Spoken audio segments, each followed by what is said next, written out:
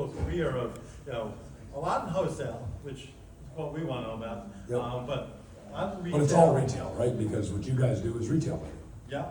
Right. But, just a great experience, and, the conversations that you've had lately, publicly. I mean, so, I don't know if anyone has listened to, some of Brian's content.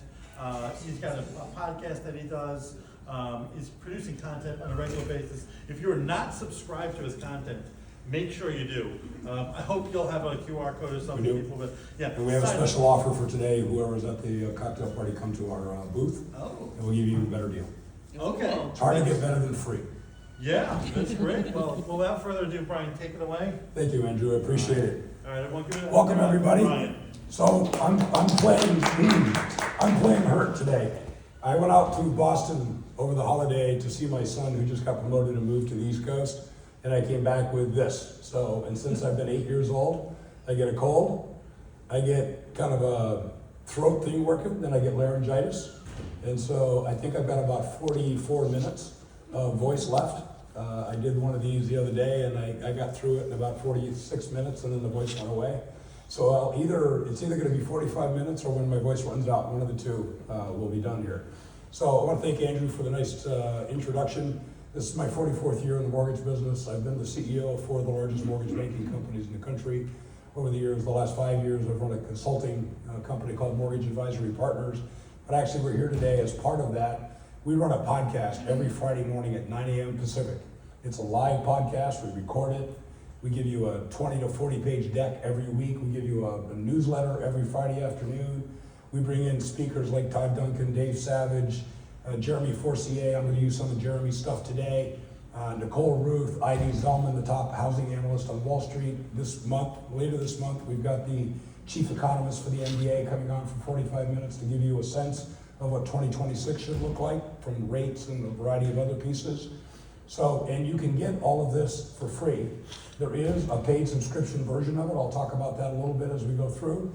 And if you wanted to be a paid subscriber to get the full content, then come see us at the booth. The QR code that we have on the deck that I'll flash up here in a second is $99 a month. We have it in our booth for $49 a month, and that's called a Navigator level. And then we have an Explorer level, which is free. It's hard to beat the free, right?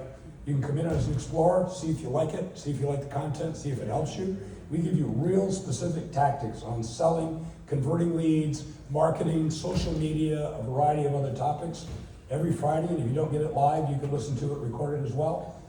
We have a community site. You can talk. We have almost 1,500 originators that subscribe to this thing, and we're on every Friday morning at 9 a.m. Pacific. So that's the end of that commercial. So let me talk about converting leads. So actually, this is just real quick.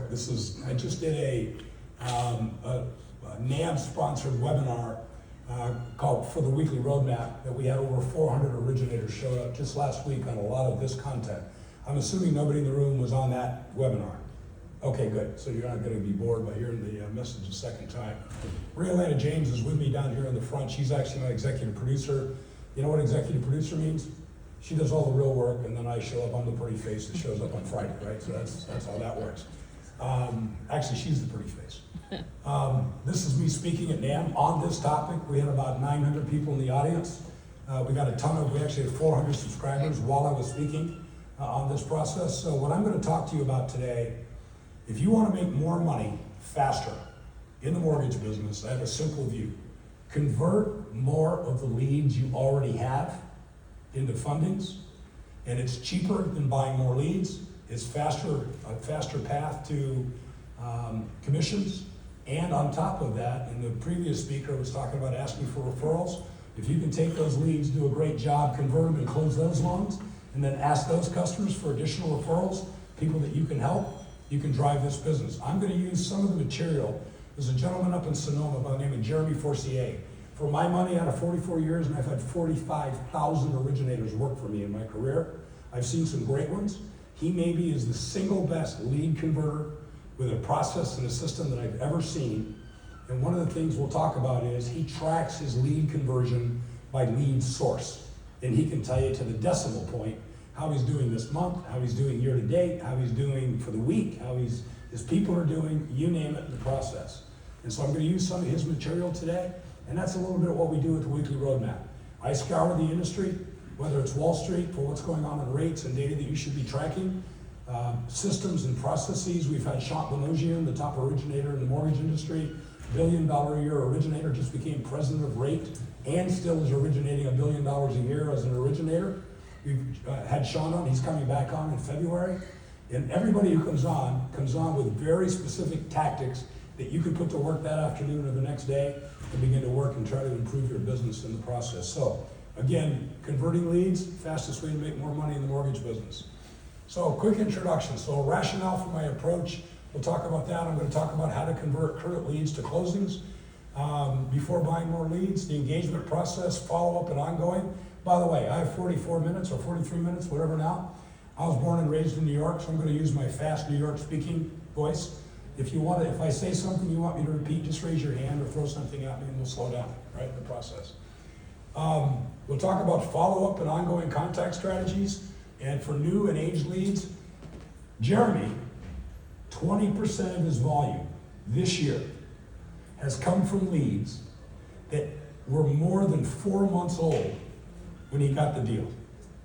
Meaning that he talked to the customer at least 4 months previous, maintained a contact and ongoing follow-up strategy, and converted 1/5 of his business. He does $100 million a year of purchase volume. He converted 20% of that from leads that he didn't get the first, second, third, or fourth contact. So you'll see I have a view that most originators give up way too soon, right? Way too soon in the process. We'll talk about specific technologies to enhance ongoing contact strategies, and also building long-term and secondary customers on the leads that you do close and the leads you don't close, right? Think about that. How do you convert leads that you actually never end up closing as a customer? How do you convert some of them into more leads and more fundings in that process? All right, so we all know leads are expensive. Whether you're buying leads, whether you're working with realtors, whether you're taking them to lunch, whether you're marketing to them, whatever the case may be, they all come with an expense as part of the process. There's a huge difference between the types of leads, whether it's referral sources, past customers, which is a huge untapped source. I mentioned that I've been the CEO of a number of mortgage banking companies. There was a day in my life that I had 17,000 folks working for me, 10,000 originators. You know what my number one frustration was? We rolled out technology like a CRM, and 10% of the sales force used it. And of the 10%, about 10% of those used it effectively, right in the process. So many of you either have access, by the way, you do not need a whiz-bang CRM in order to do these strategies. You could use Excel. I'm a really old guy. I was the top originator in the industry in the early 80s. Nationwide, they closed 1,000 loans a year. You know how my CRM was? A 13-column ledger pad, handwritten in, right? When we converted leads, we crossed them off with a colored pen, right? So you don't need to be super whiz-bang, AI-enabled, all of those kinds of things. You have to have a system and a process. I'll focus on that as we go through today. And as I mentioned, the fastest way is to convert more of the leads you already have. Here's a question for you. Who in the room can tell me year to date, take whatever lead source you have, what your conversion rate is expressed as a percentage? Problem number one. If you don't know your conversion rate, especially, and there's a lot of ways to do it. You could take raw leads. Okay, I got 100 leads this year, and I closed, 40 of them. So I have a 40% conversion rate. That's kind of a raw number.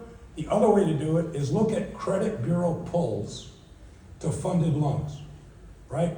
Because if you got to a credit bureau pull, you had some reasonable conversation with the customer, you got their authority to pull credit in the process, you need to know that. When you talk to Jeremy, I just had him on the podcast. In fact, he was just on talking about planning for originators for 2026. If you ask him, and which I did live on the air, what's your conversion rate month to date? He just looked to the right, he's got a screen off to the side.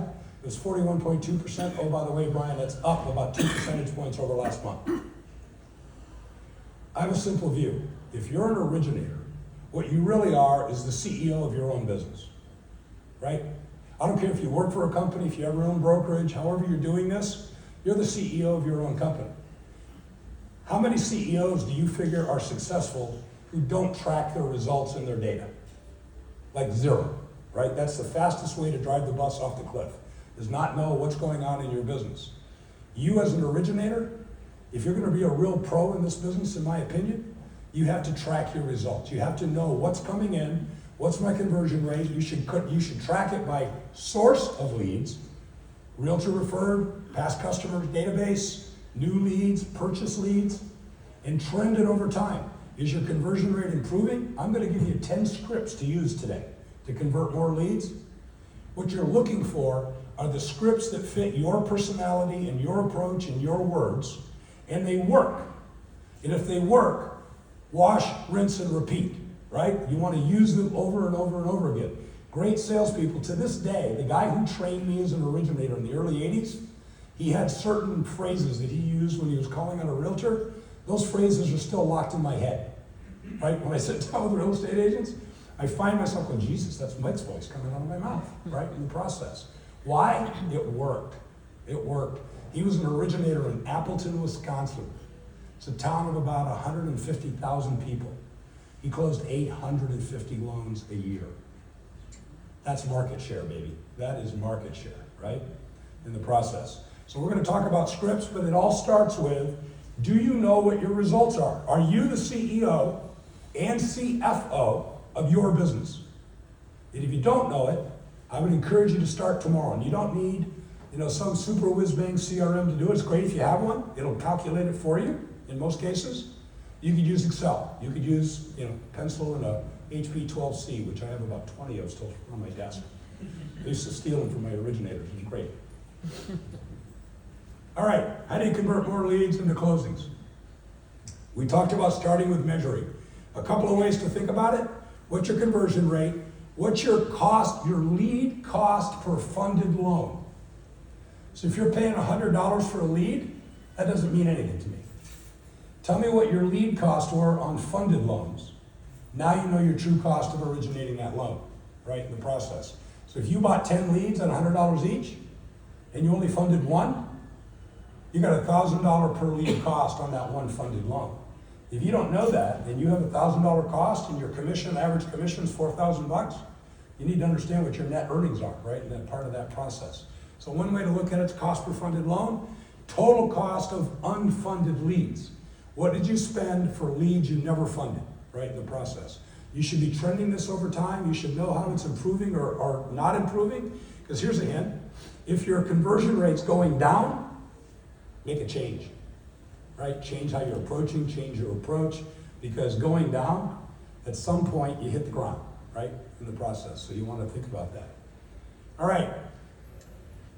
So as I've interviewed some of the top producing reps in the industry on the podcast and just through my career, I mentioned this guy, Jeremy Forcier. A couple of things. What Jeremy does exceptionally well is he leaves nothing to chance. Nothing. He scripts his real estate agents on how to refer customers to him. He doesn't leave it to a real estate agent to think about how should I refer this customer to Jeremy. He sits with a real estate agent and says, look, if you're going to refer somebody to me, here's what I would like you to say. And oh, by the way, when they call me, here's what I'm going to say about you in the process. He resells the realtor to the customer in that first engagement, the first conversation. He personally handles the first interview with the customer or the lead, and he doesn't talk in terms of leads, he talks in terms of home buyers, right? Everybody knows this in the mortgage business. Everybody wants a home. 0 people want a mortgage, right? Who wakes up in the morning and thinks, you know what I need in my life? I need way more freaking debt, right? That's what I need. It's not. It's just a process to getting a home for your family, for an investor property, for shelter, or for whatever those motivations are, right? So he tries to think about each customer as a human. Early in his career, he has a small team. He has 3-4 folks wrapped around him. Just to give you a little context, he's a regional manager, does $100 million in purchase, runs 17 reps in his branch, and runs a region for cross-country mortgage. All at the same, and does a ton of speaking. How he does it all is not clear to me. He's a pretty organized guy, and he has processes for all of these things, right? A couple of years ago, when he's developing his team, he started letting his team do some of those initial interviews. He saw his conversion rate go like this. Why? He's really freaking good. his team was not as good as he was. So one of the things he does about 95% of the time, first of all, he never sends a link, to his 1003. He never quotes an interest rate in the first conversation, right, in the process. He wants a conversation, and one of the lines he uses, customers say, look, if you don't give me a rate, I'm gonna hang up, because I'm just trying to understand who's got the best deal. And his answer is, look, if I don't know enough about you, and I quote you a rate, it's malpractice. Would you go to your doctor, right, your ankle hurts, and you go to your doctor and take a look at your shoulder and give you some pills and say, take these, call me if you're not feeling better? It's malpractice. Be a professional. Help people understand you're in it for their interest in that process, and have a script or a phrase that explains why you don't want to quote a rate. Why don't you want to quote a rate? 100% of the time, somebody has a better rate than you do. Or they're lying about their rate, and it sounds better than the rate you have. So if you quote, my view is you're dead in the water already, right, in the process, until you develop more of a relationship and understanding of the customer. So he does, 95% of his apps are taken via Zoom. He sets an appointment. He says to the customer, this is very important to you, it's very important to me. If it's a co-buyer, husband, wife, partners, whatever the case may be, could I have both of you on the call? Why? He wants to understand everybody's objections, not just one party's objections where he thinks he's got the deal and the other party says, I talked to this other guy, it sounds better than this guy, whatever the case may be. He leaves nothing to chance in the process. He introduces himself. If it's a referral lead, he takes time to compliment their decision to use the realtor or builder, introduces himself, makes the case that he solves challenges, and he uses the same script at the beginning virtually 100% of the time. What's your greatest fear in buying this home, getting a mortgage, and making this move? And the part in red, I want you to repeat as we go through these 10 scripts together. He shuts up and listens. And guess what? You ever been in one of those conversations where you say something to a customer and then there's really an awkward pause, right? Where they're like, maybe they're not sold on you, whatever. He doesn't break. He'll leave the awkward pause for 20 seconds. And then the customer's feeling the awkward pause. And the customer will finally say, well, yeah, it just scares the shit out of me to do this, right? I don't really want to move. My wife says we got to get a bigger house. Blah, blah. You get all of a sudden now, you're having a conversation with a human being about their fears. If you know more about a lead, do you think your chances of converting the lead to a closed loan is higher or lower? Much higher, right? You got to get the customer to talk. In there, they will reveal everything to you, right, in the process. So, what's your greatest fear? Shuts up and listens. Always tries to have both buyers on Zoom. If they're in their answer, they always provide him with their objections, his opportunities, and guess what? He's an absolute expert on all of the products that he offers. He's taken the time to be a pro, right? If you went to your doctor and your ankle was hurting, and the doctor says, wait just a minute, pulls a book off the shelf, looks up, right? Aneurysm, ankle, okay, this could be the problem. I'm a little nervous. I'm walking out of the doctor's office, right? I want somebody who kind of actually knows what the hell they're talking about in the process. If you give that impression, and I listen to reps in my clients, in my consulting business. I've been inside about 120 companies in the last 2 years on M&A and a variety of other pieces. And when I'm there, I sit and listen to originators on the phone. And somebody asks them a question, they go, hold on one second, let me get you an answer for that. I think you're dead. I think you just said to the customer, I don't really know what I'm talking about. Let me go check my underwriter. Let me go check my boss. Let me talk to my branch manager. Let me do these things. There's a certain level of homework, education that you have to do for yourself, and you have to own that, right, in the process. So be an expert. All right, 10 scripts. What's the most important thing to you in this process, right? So an example, by the way, I want to emphasize this, because by the way, we're going to give you this deck. We will email this deck out to you. I see a lot of you taking pictures. Feel free to take pictures, by the way. It's all good. But we'll give you the entire deck, scripts, all QR codes, you name it, you'll get it all. What's the most important thing to you in this process? When you translate it into your words, these are my words. When buying a home, what matters most to you, right? Is it the perfect house? Is it getting the best deal? Is it moving quickly? I'm relocating. My older son just got a huge promotion from Bell Helicopter up to the parent Textron, had to move out to Providence, Rhode Island from Fort Worth, Texas. He had to be there in 2 weeks. Had to get out, he and his wife had to go out, find a house, buy a house, close on a house, boom, get done. Urgency was his number one priority. Now I know a few people in the mortgage business, so I maybe made a few phone calls, got them a pretty good deal, right? Most customers don't have me as their friend or their dad, right, in the process. So for most people in that situation, urgency is the number one priority. If you miss that fact, talking to that lead, you're selling to the wrong objection in the process. You may think, I have to have the best rate. Guys, I don't give a shit about the rate. I got to get in by like next Thursday. How does that work, right, in the process? It's important to understand where they're at. Why it works, it shifts the conversation to your customer's priorities, whether it's price, speed, convenience, or peace of mind. And when he asks that question, what's the most important thing he does? Shuts up and listens, right? We're back to awkward pause time. Shut up and listen. Most salespeople that I've encountered in my career talk their way into a transaction, all the way through the transaction, and right out the back door of the transaction, right? And then they go, Jesus, I don't know why I didn't convert that lead, right? Shut up. It's the best advice I could give you. Ask open-ended questions and shut up and let the customer speak, and they will reveal to you every opportunity you have to convert that lead on their terms. Speak to their terms, right, in the process. Next, what's your biggest concern about moving forward? So buying a home is a big decision. What's your biggest concern right now? And again, I'm going to reemphasize this. Take these words, put them into your own words, something you're comfortable with. But it ought to be loaded on a tape in your head, so you can push the button and the script comes out. And then you want to understand which scripts tend to work the best for you. May not be the best for Jeremy or for me. It's what works the best for you. And there may be unique situations in your market that you want to include as a question.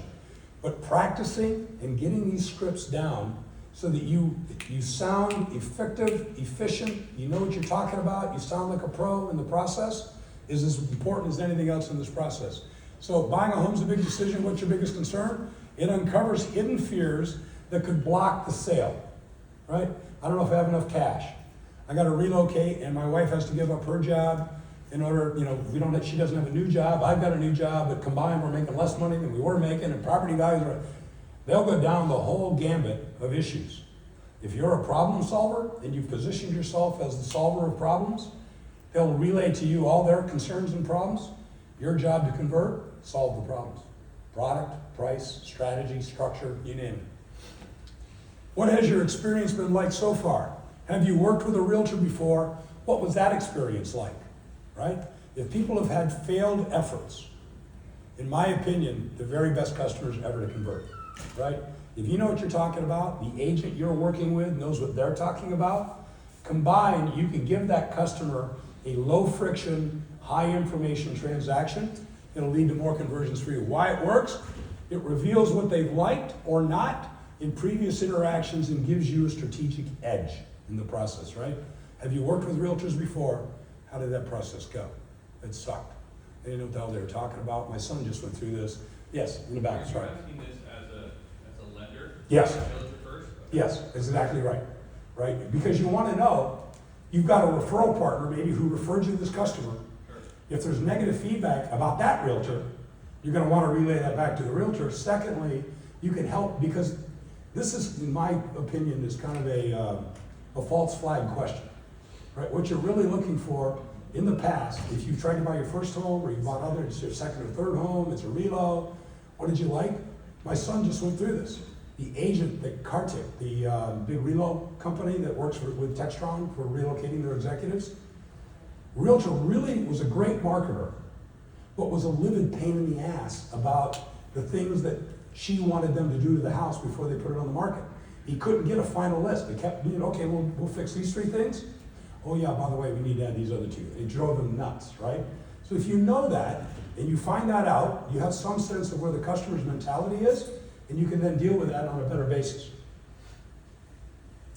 If you could have a magic wand, what would your ideal outcome look like? If you could find your perfect home today, what would it look like? Have you ever heard this saying in the real estate business? I hear this all the time. The easiest home to sell somebody is one that is to be built. Because you stand on the front of the lot, you look out over the lot and the trees, and the sun is setting over the lot, and you go, man, you're gonna sit on your back porch and watch the sun go down. It's gonna be great. So you're playing to the customer's emotions and their own fantasy of what this home ownership thing is gonna be about. Show up to the first house I ever bought in Manchester, New Hampshire. It was a 157-year-old 3-family. There wasn't a lot of fantasy in that purchase, I can assure you that, right? A lot of work to be done in that process. I happen to be a union carpenter. I've got a 15-year union carpenter pin. My dad was a 50-year carpenter. So I could do a lot of the work myself. But I wasn't confused about what I was buying. I was buying a pig in a poke that was gonna need a lot of work. Existing properties tend to be harder to sell because they have warts. They have things the customer can see, right, the process. So if you could find the perfect home today, what would it look like? And then you take a look at the home that they're thinking about buying, or you talk to the agent. Now you can have a 3-way conversation that's developing a relationship with that customer. That's what you're trying to do all the time. Have you spoken with another agent or lender? What did they tell you? I think this is, look, when I was an originator, when I was a regional manager way early in my career, I used to have salespeople in the room that worked for me, and I would ask them, we go around in a sales meeting like this, and I ask them, tell me this lender, this product they're offering, what do you know about it? Well, they kind of, we can't find out. So I would have a phone brought in, I would dial the office of the lender, right, the process, and get somebody on the phone, and I'd just start drilling customers. I'd say, hey, my name is Ben Johnson, thinking about buying a house. I heard you have this product, can you explain it to me? Now I have enough information where I can ask a lot of probing questions, right, the process. You need to know what your competitors are offering, right, in that process, and why it doesn't. I just did it for a builder that's a client of mine, that I helped him buy a mortgage company, and somebody was offering a product that simply does not exist. I finally got the originator on the phone. Hey, I'm thinking about buying a home from this builder. I heard you have this product. Well, it's kind of like that, but it's not really like that. That's an important piece of information, right, if you're competing against that other lender. So other lenders may have different options. What have you been told by other lenders so far? It surfaces misinformation, lets you reset expectations, and I would add, it allows you to establish yourself as the pro, right, as the knowledge person that can help in this process. I had a guy that worked for me in New Jersey, Tony Enzovino. He's 83 years old. He's still closing 20 transactions a month as an originator in northern New Jersey. Tony, in the days of fax machines, he does it by email now, he used to always say to the customer, do you have a fax number? I can fax it to you. I'm going to fax you 10 questions that you should ask all of my competitors that you talk to. They weren't complicated, like what's the minimum down on an FHA loan? You know, if you're doing an ARM loan, what's the margin and index, and how do they work to reset my interest rate? What percentage of originators that the customer talked to do you think could answer those questions with a snap of a finger? Let me put you on hold. He said to the customer, Tony would tell him, look, after you've talked to my competitors, call me back, I'll come out to your house and take your application, right? Because he knew they would get a poor response from the vast majority of his competitors, right, in the process. What's holding you back from deciding today? If you had everything you needed, is there anything else keeping you from moving forward today? What's he doing here? He's trying to close. Trying to close. Surface any remaining objections and close. What's keeping you from moving forward today, right, in the process? Gets the objections on the table early so he can address them directly in the process. Once he solves that objection, he moves again to anything else keeping you from moving forward today, right? And these are not, he doesn't have to rethink these statements or these scripts each time. They're well loaded in his head. When would you ideally like to close on your new loan? So what's your timeline for making a decision or a refinance? In case, by the way, we have 10 scripts like this for refinance as well. We just did it in one of the weekly podcasts. So when would you ideally like to close? We all know, look, if I got to close in 14 days versus it doesn't really matter, sometime in the next 3 months, two very different customers in terms of how you're thinking about locking, how you're thinking about product, how you're thinking about rate locks, how you're thinking about all of that, which would be very important so you don't trip with a customer and say something wrong. Why it works? It reveals the urgency and helps you prioritize that transaction within your book of business and your company's book of business. If you miss this, big problem, right, in the process. You can fail easily by trying to do all the right things. What's your biggest frustration with the home buying or refinancing process? Many buyers feel overwhelmed. What's been the hardest part so far? Find out what their biggest frustration is. What's their number one thing? Overcome the number one thing. You've now established yourself as a fixer and solver of problems, right, in the process. That's what people need. I've often described the mortgage origination process. All of us as originators, we're simply the guide through the swamp of homeownership, right? The better guide you are, the more paths you know, that's what you're looking for in the process as a buyer. So it positions you as a problem solver on an ongoing basis. Oops. There we go. Hit the wrong button. My apologies. How would it feel to finally have this taken care of? How would you feel if we found your dream home, got your offer accepted this week? It creates emotional buy-in and helps them visualize success with you, right? To get the customer to say, man, that'd be great. I'm sick of working on this, man. We've looked at 13 houses. I don't want to drag my ass to another house, blah, blah, whatever. And by the way, on married couples, who makes the decision on buying a house in about 90% of the time? Wife. Yeah, don't get confused, right? you can talk about anything you want to talk about. The wife makes the decision, right? The process. Whether it's going to fit in, I can take the kids to school, I got grocery shopping close by, I got this, I got that, whatever the issues are. One of the reasons he wants to have both parties on the Zoom. He doesn't want to deal with the objections from one party, only to be blindsided by the other party. But creating an emotional buy-in, that the customer is saying, man, it would be great to get this done. I'm your Huckleberry. I'm your guy, right? I can take care of this for you. What's stopping you from saying yes? You love the home. We've worked through the numbers. What's the one thing stopping you from moving forward today? Again, shuts up and listens. It encourages transparency so you can remove the final hurdle in this customer's decision-making process. Questions before I move on to this next slide? Any questions on scripts? Yes? Is that done initially before going through and taking a nap, or? I think because he does so much purchase business, he is typically almost taking a full lap in the process of that first initial conversation. But he starts out with these prelim conversion questions, and he's generally on the phone with a customer for an hour or more, right? If you can get beyond, what's your rate, right? I mean, okay, got I'm it. going to answer that. Right. Rates are great. Rates are great. Let's talk about you, and then I can custom build a product that works for you, right, in the process. You have to have that response ready to go. Push the button, boom, the response comes out. So it gives the customer a sense, okay, he's going to give me the rate, he's just going to ask me a few more questions. And part of that is trying to understand the buyer's motivation, what their key issues are, and then he can quote the process. Oop, I keep hitting the wrong button, forgive me. All right, he calls every lead to set an appointment where they can focus. The CRM theory, you ever hear this about CRMs? Set it and forget it. It's bullshit. It just doesn't, right? You can set it and never get another lead converted ever, right, in the process. If you do, it's lucky. It's not about that. It's about getting the customer to focus, have the time. You think you're going to take an hour, and the customer's thinking, I'll get this done in 5 minutes.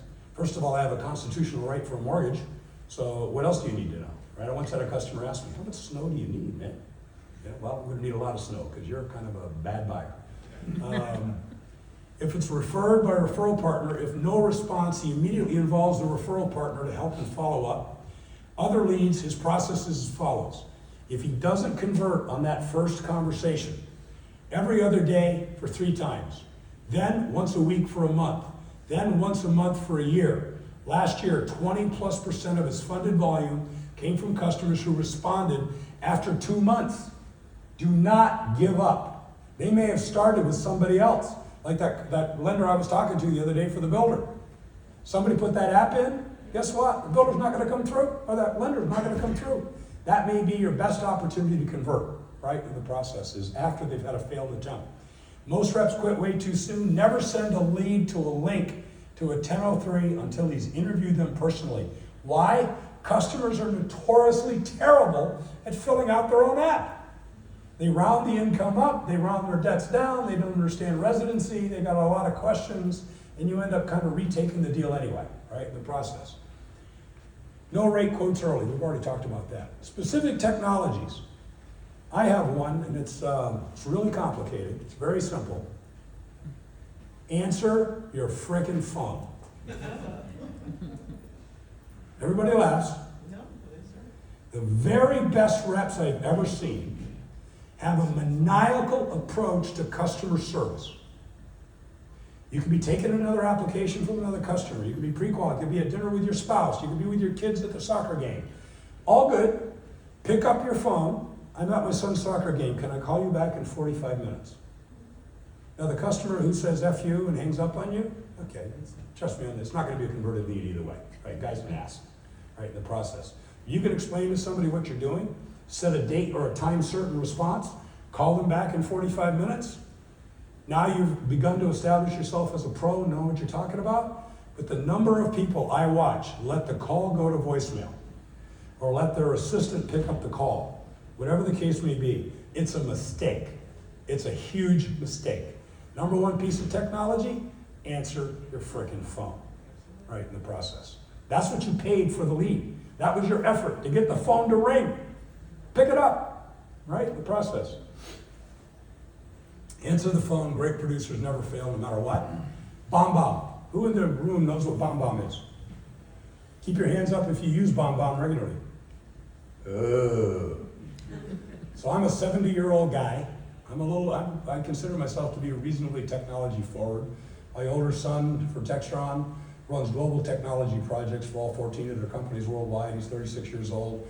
Mr. Tech Boy, he walks around with a aluminum foil hat on because he's convinced the NSA is, reading his mind or, whatever's going on. I'm not that guy, but I'm reasonably tech forward. I use bomb bomb a lot.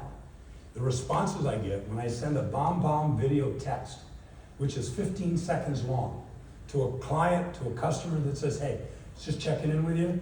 Here's what I got. Are you available on Thursday to catch up on these things? The number of people I get, they just text me back eventually going, I've never got a video text. In sales, you ever hear the word differentiation? That's what that is. It's a free app. It's on my phone. It's weird in the weekly roadmap. You know the number one response I get when I do videos? I go to the gym 4 to 6 days a week, a couple hours in the morning at 5 o'clock in the morning. When I'm driving back, I have a nice car. I've got a convertible Porsche because I live here in Newport, right? So I drive up Pacific Coast Highway in the morning. It's a nice way to wake up, that kind of thing. I have a little thing that holds my phone on my grill in my car. And I do a minute 30 video. I'll get 5,000 responses. And what they are, what kind of car you drive? Yeah, right? Looks like a nice car. Man, what year is that car, right? Has nothing to do with what it is I do for a living. But people find it interesting. On my team over here, I've got a bunch of marketing folks here with me. Maria, my executive producer, they've tried to convince me of this for years. People want to understand you. What makes you, you? And maybe some people prove out on cars, right? Whatever, that's the connection. It doesn't matter. Bomb bomb. If not, I don't have a deal with bomb bomb. If not bomb bomb, there's 2 or 3 other services like that. Get something and use it. It'll differentiate you, especially to the millennial or younger buyer. If you've seen these surveys, email, they answer in like 2 weeks, right? A text, a couple hours.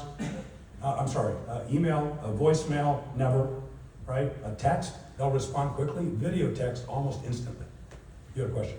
Yeah, are you doing a video text specifically to one person? No, no. Okay. So, for instance, I've got Ryan McKeveney, who is one of the top housing analysts in the country, on tomorrow morning, right? So last week, I would have done a video saying, hey, look, on the weekly roadmap this week, 9 a.m. Pacific on Friday, we're gonna have Ryan McKeveney on board, right? I've got the chief economist for the MBA coming on the last call we have in December to talk about 26 economic forecasts, right, the process. So no, I'm just doing a general thing, but I do them to individuals. I just did it to the general counsel of a big builder client that I have that's owned by Apollo Capital. And I shot her a quick note and said, hey, thank you very much for the call today. I want to follow up on these 2 or 3 items. I saw her that night at a dinner, and she's like, what the hell is that? I've never got a video text. I said, well, try a video text back to me. I don't know how to do it. Most people are worried about how they look or sound on a video text. Get over yourself. Here's a hint, and I told my 2 sons this growing up. Nobody cares what you think, right? Do it. It'll work, and you'll get better at it over time. And here's the best part. One of the things that Jeremy does, takes an application or a pre-qual, he immediately sends a video explaining the LE to every customer. Here's the best part. It saves them a ton of follow-up questions where people are asking, what's the rate? Why is the rate different on my LE? What's the, whatever, all the questions you're gonna get, right, in the process. It takes all that out, saves him time of follow-up calls, and differentiates him in the marketplace. It's like 45 seconds long. Has a copy of the LE up, and it's his voice and his old face up in the corner. Boom, that's all he did. All right, so differentiation. I've got to move quickly. So post-interview sends a video, response rates are through the roof with video text, it adds to his professionalism approach. A CRM, if you don't have one or cannot afford one, try Excel. Have a tracker to this process. Again, I don't have a deal with Excel, BombBomb, or Mortgage Coach, or Dave Savage. One of the things he uses is Mortgage Coach's total cost analysis tool. Again, it simply differentiates him in the marketplace against most of his competitors in the process. He does a great job in the initial lead, both before they close and after the close. He religiously asks for referrals and takes them through the same process, multiplying his production on the leads he actually gets. By the way, including leads he doesn't close. And he does the same thing, awkward pause. He had know anybody that could use my service, and then he shuts up and listens. A little awkward pause, and finally the customer feels like uncomfortable after 20 seconds. Well, yeah, I got this guy at work, probably could use. Could I have his name and number, or could you have him give me a call? Right, multiplying your effort in the process. Constant ongoing follow-up, he leverages assistants in his team. Annual checkups. I can't state this enough. If you're not doing it, at least an annual checkup with all past customers on Zoom with a scheduled appointment, you can send them a video text that says, hey, Mr. Jones, it's time for your annual checkup. I want to just see what's going on in your life, if I can help you in any way. Today, there's $40 trillion of mortgage equity or home equity in the United States. Consumer debt is through the roof, all-time record high. Consumer debt delinquencies are going through the roof. People may have a 2.5% or 3% first mortgage, but their total cash outlay, including all their other payments, are through the roof. It's expensive to live today, right? My homeowner's insurance on my house here at Newport Coast just went up 5-fold in 1 year. And I was paying a lot before. It's like double stupid. I can't, I told my wife, maybe we're out of here, right? The process. Everybody's cost of living is going up. The ability to do a rate reduction or a debt consol refi or cash out refi exists today. You find those out through an annual checkup. If rates are dropping, he does them more quickly. Really quickly, if you want to think about the weekly roadmap, we offer community speakers, content, newsletter, coaching. You get this kind of coaching every week for 40 minutes. We do a market update, what's going on Wall Street, what's driving rates, and then we also give you a ton of stuff. I'm going to screw through these. Takeaways, market takeaways, how to understand this piece. We give you a ton of content. We encourage you to invite your realtor partners to the call so they can hear it as a value add from you. In the process, we give you a ton of personal development information that are in every deck that we put out. What questions do you have? And I've got like 30 seconds left, so I have probably time for one. Where do you get the slide deck? Andrew, I assume we can get our hands on the attendees, and we will gladly, or you guys can send out the deck. We'll give you a PDF version you can send to everybody for today. I mean, we'll send you everyone's contact information. Yeah, perfect. Yeah. Perfect. We'll get it out to you in the next couple of days. Yeah, and, sign, did they get a chance to sign up for you? We did. So on the deck will be a QR code to both the free version and the not free version. If you stop by our booth today, during cocktails, we have QR codes for both the free version and the Navigator version, but at $49 a month, not $99 a month. Questions? Thoughts?